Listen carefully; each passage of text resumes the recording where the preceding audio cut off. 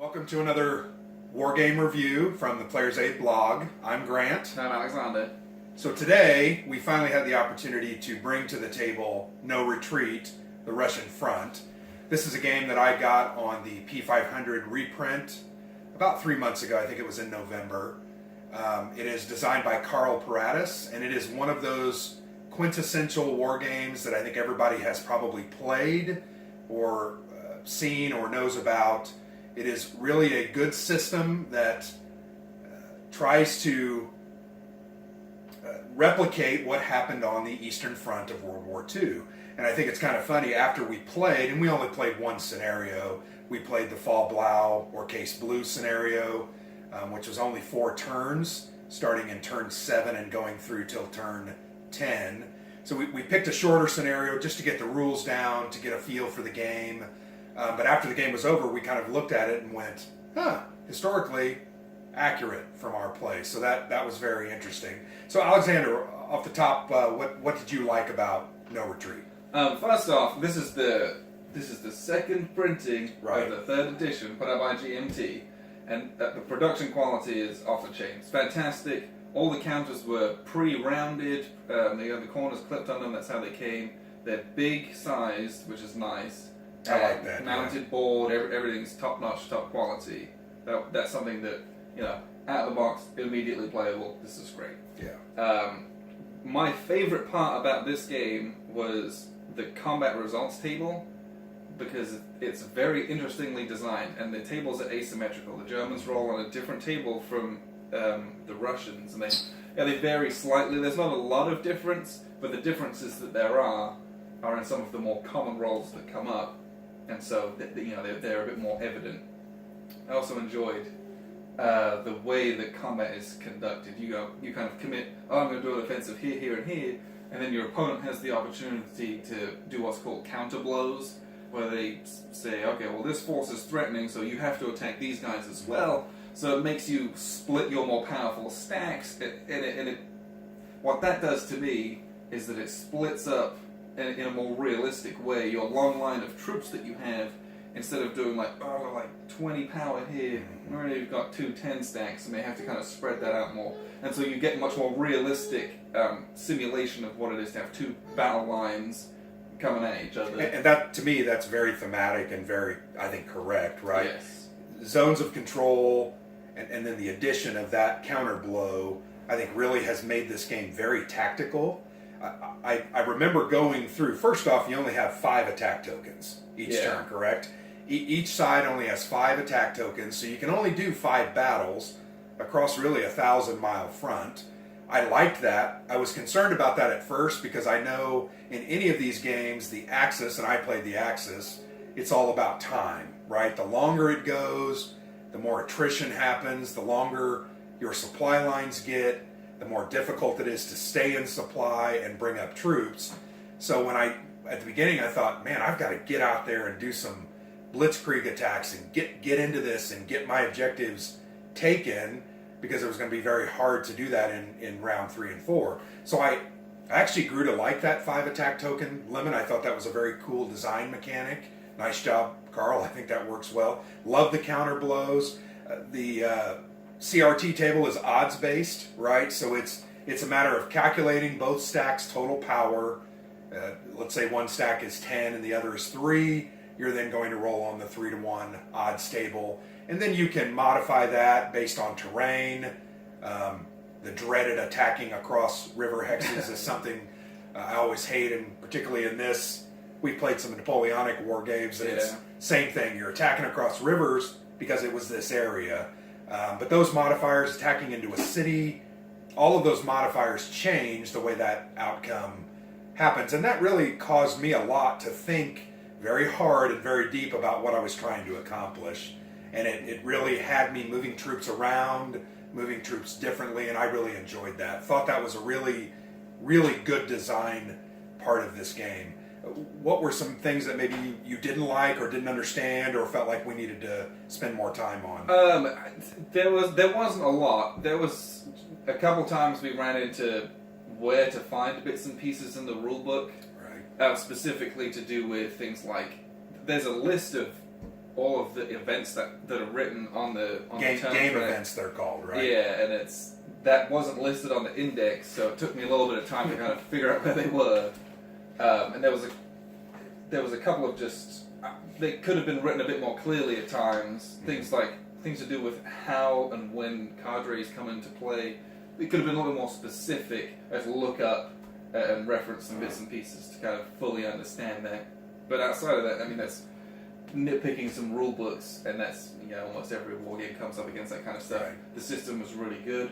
It was fluid. I felt like I could do everything that I realistically should have been able to do. Mm-hmm. Like you mentioned, the 5 attack token limit, I never felt that was impeding me. Right. There was never a time where I was like, wish I could do 7 attacks. Mm-hmm. Never felt that way. Right. I like the card system. The cards are a really, really neat way. This isn't a CDG, it's a card-assisted game, and these are they're almost like your currency. You'll be using these, they have an Axis event and a Soviet event on the bottom, and there's stipulations of when you can play each one in which phase, but they used to bring in reinforcements, they used to upgrade and strengthen your troops, they can be used for the events on the cards, and for rail movement, for quickly moving guys up to the front lines.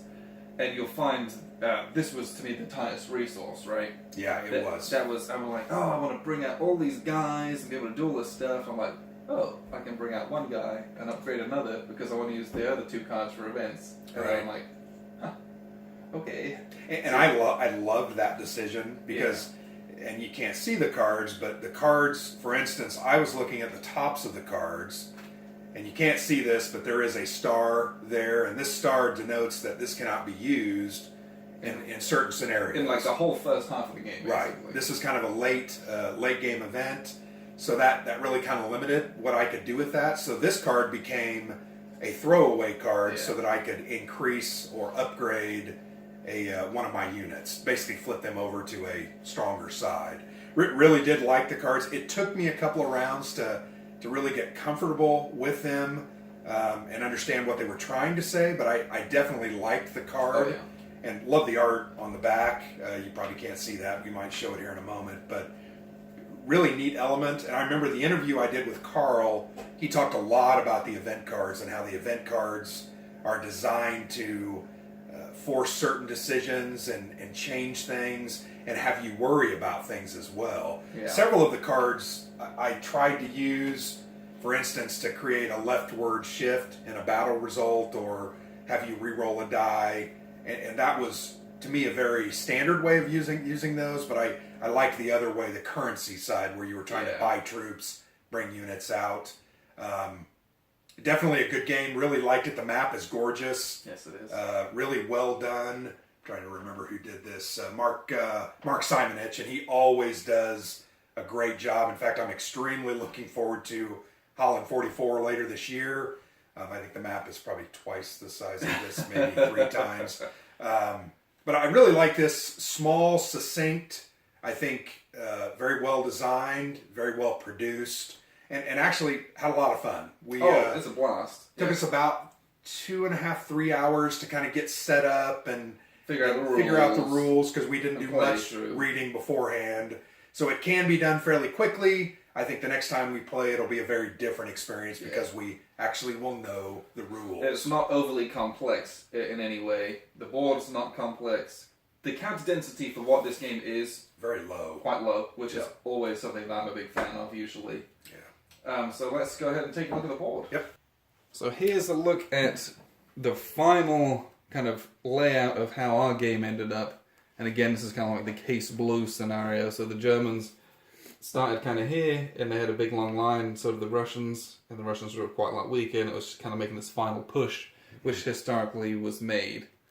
As you can see, I feel like this is quite a typical Simonich board from the graphic design point. Everything's very clear, everything's very crisp, very well designed, and the great easy reference of all the CRTs, all the references, all the turn tracks, all the different boxes and such. Very well done. Very easy to understand and great job, Mark, on this map. So as Alexander said, just to point your attention in this area. So this is the Sevastopol, Mediterranean, Black Sea area. Black Sea area. Obviously, you can see Stalingrad on the east.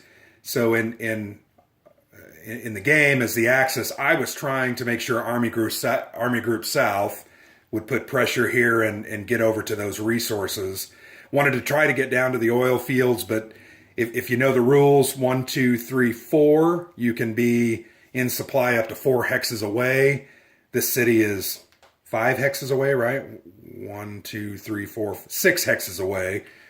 So in order to get this, you're really going to have to take Stalingrad, which I was getting close to doing that in the next couple turns potentially, although there were some good stacks there, right?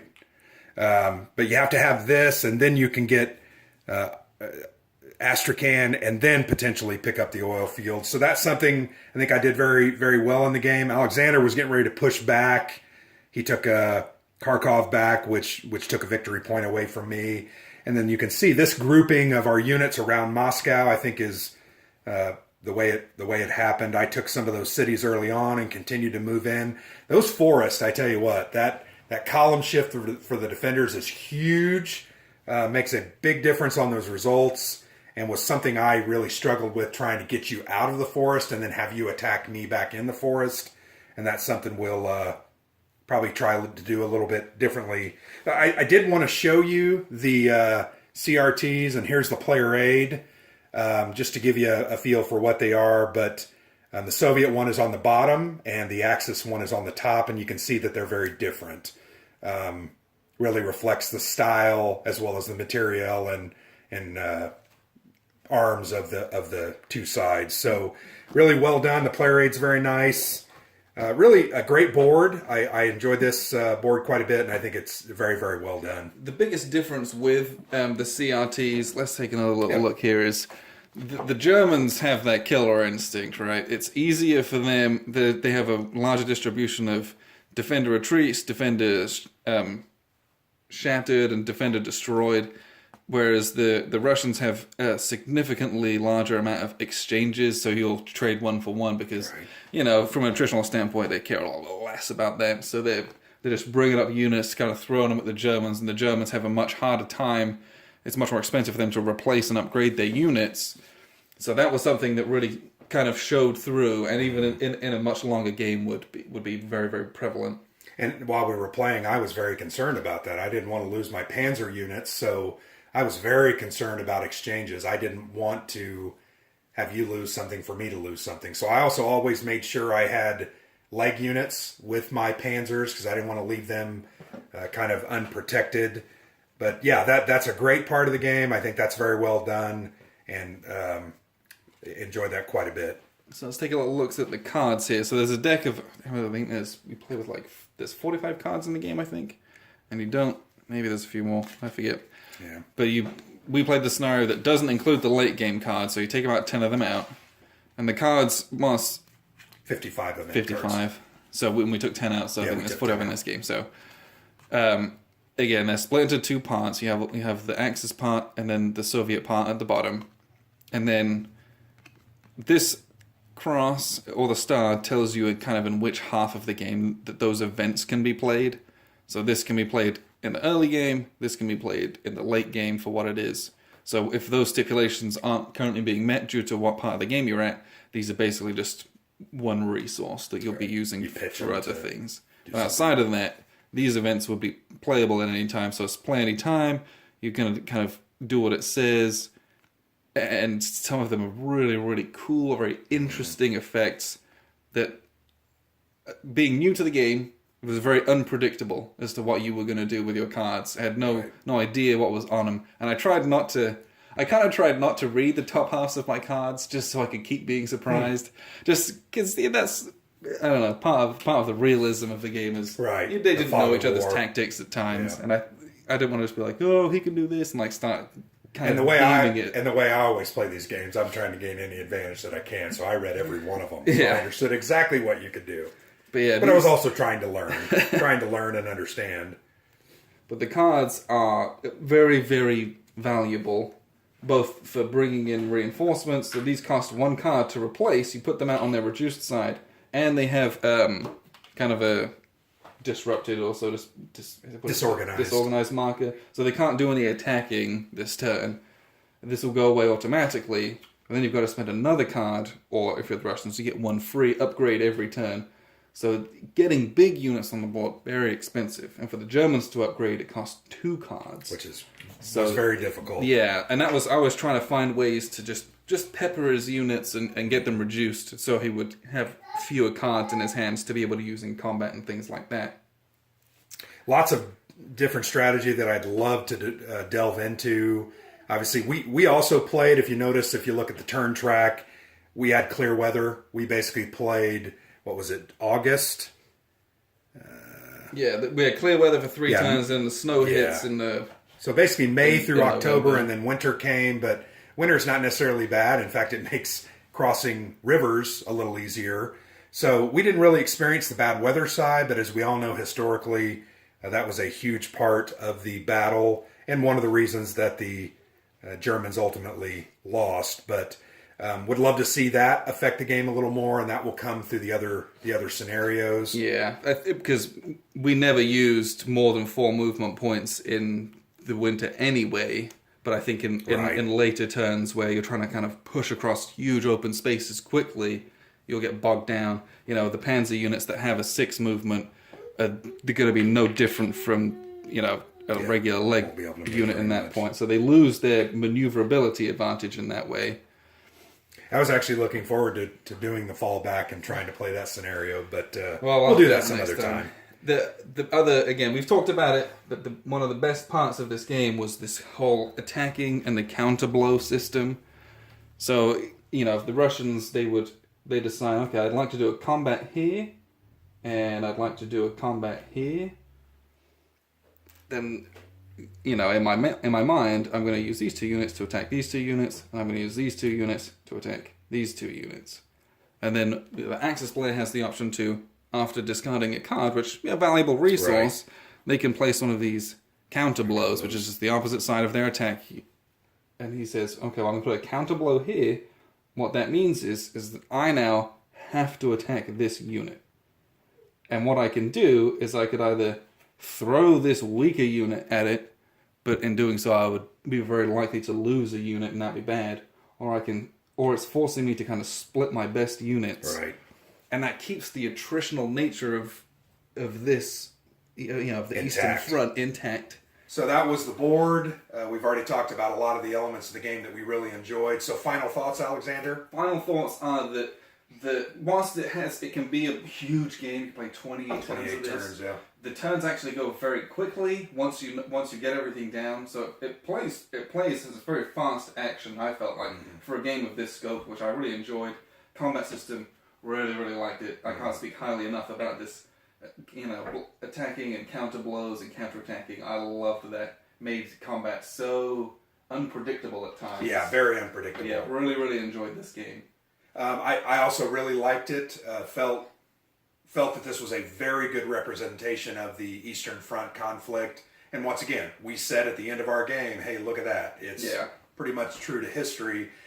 Really would like to explore some other things. We did not do many of the assaulting of a fortified unit or a fort area. That's something I would like to try. I bypassed Leningrad early on, mainly because I had a goal of trying to put pressure in the middle and pick up these couple of objective hexes, but would love to explore that more. I would love to explore rail movement a little bit more. I don't know that I used it that much until the end of the game, but I can tell you that will be powerful. I also believe that will be powerful for the Soviets as well. Once they're pushing into Berlin, you got to bring them all up, bring them in. Loved that. I really enjoyed the victory conditions, the ways that the Axis could score victory points versus the way the Allies could. And the cards were fantastic. Great game. Really enjoyed it. If you haven't picked this up yet, I think this would be a great investment. This is actually my second Eastern Front war game. I have another one on the way from GMT as well. And we have a third one coming from another company, Turning Point Simulations, Stalingrad. So it's good to get different games, get different looks at that conflict. But this is a really good one, and I think every gamer should have this in their collection. One other comment. Love the box. Love that it's a small box, a thin box, and everything fits in this box, even with a huge mounted map board. So really like that this isn't the huge, the 3-inch or 4-inch boxes. This will sit on my shelf in a place of honor and look great. So thanks for watching, and look for more in the future. And we will be doing a written review on this over the next couple of weeks. Thank you very much. Thank you.